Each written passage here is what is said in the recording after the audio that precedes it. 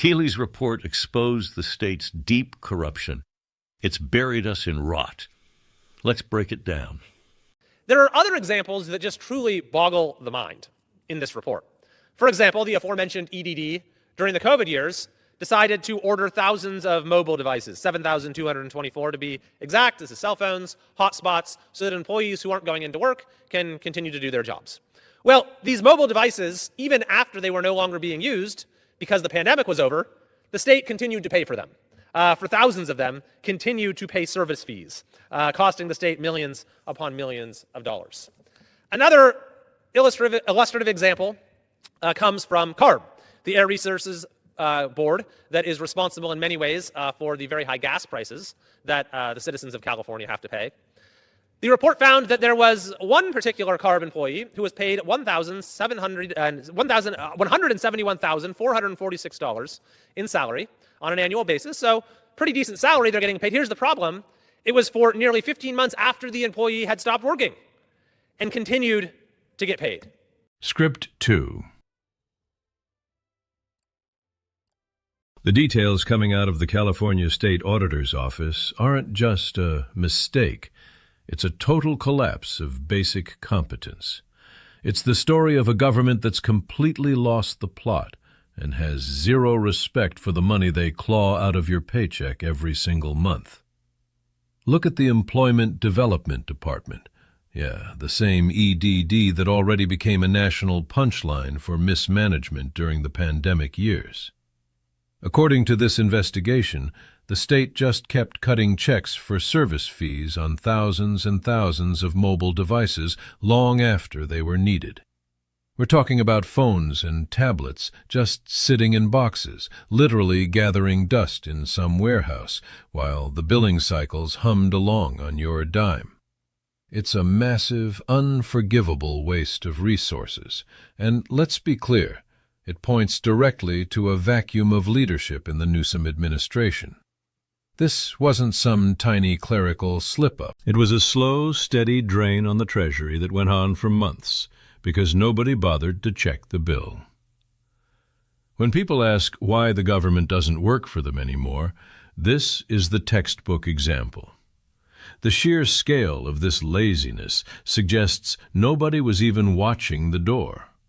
Or worse, they just didn't care. Because, hey, it's not their money on the line, right? But if you think unused phones are bad, the rot goes way deeper than some dusty tech in a warehouse. We're now seeing a massive ethical breach over at the California Air Resources Board. That's the agency with the power to wreck the state's economy with a single pen stroke. The audit shows that someone who had already quit the agency, already walked out the door and stopped working, just kept getting a fat paycheck for 15 months. We're talking about over $170,000 a year, handed over to someone who wasn't even in the building. It's a total grift that defies any kind of logic. How does a payroll system let a six-figure salary slide to a ghost employee for over a year? It shows you the kind of culture that's taken hold in Sacramento, one where incompetence is just part of the daily routine. While you're out there struggling with sky-high prices at the grocery store and wondering how to pay the bills, the California government is basically handing out lottery winnings to people who don't even work there. This isn't just bad math. It's a total failure of leadership from the people at the very top. The buck is supposed to stop with the governor, but so far, the silence from his office has been absolutely deafening. Here's the scary part. What happens in California usually doesn't stay there. Certain people in D.C. hold this state up as the gold standard, a blueprint for how they want to run the whole country. Well, if this is the future they're planning, the American taxpayer is in for a world of hurt. The pushback against these findings is exploding.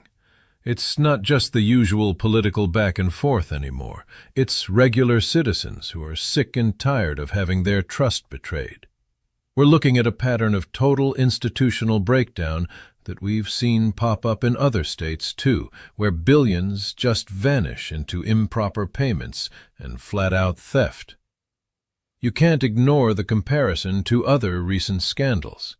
When a government can't even keep track of its own phones or its own employees, they've lost the right to ask you for another cent.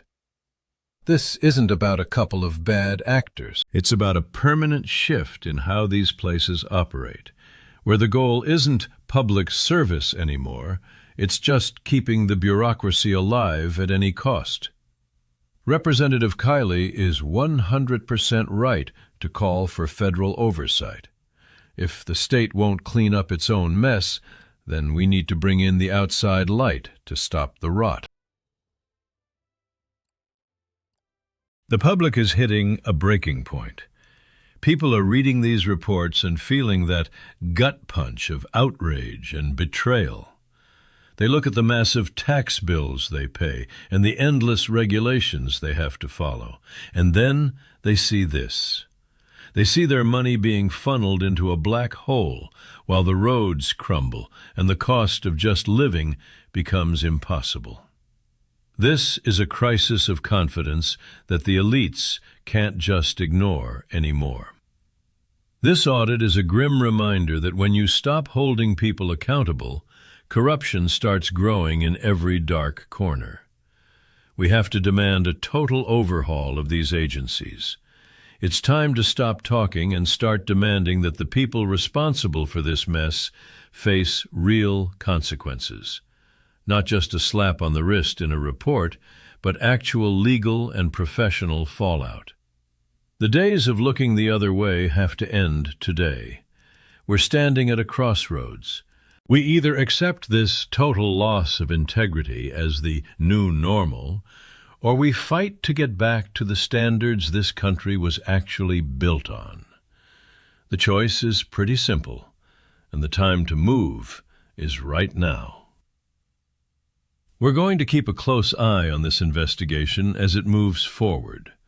We won't stop until the full, ugly truth is laid out for every American to see. Ending. This report is complete, but the fight is just beginning.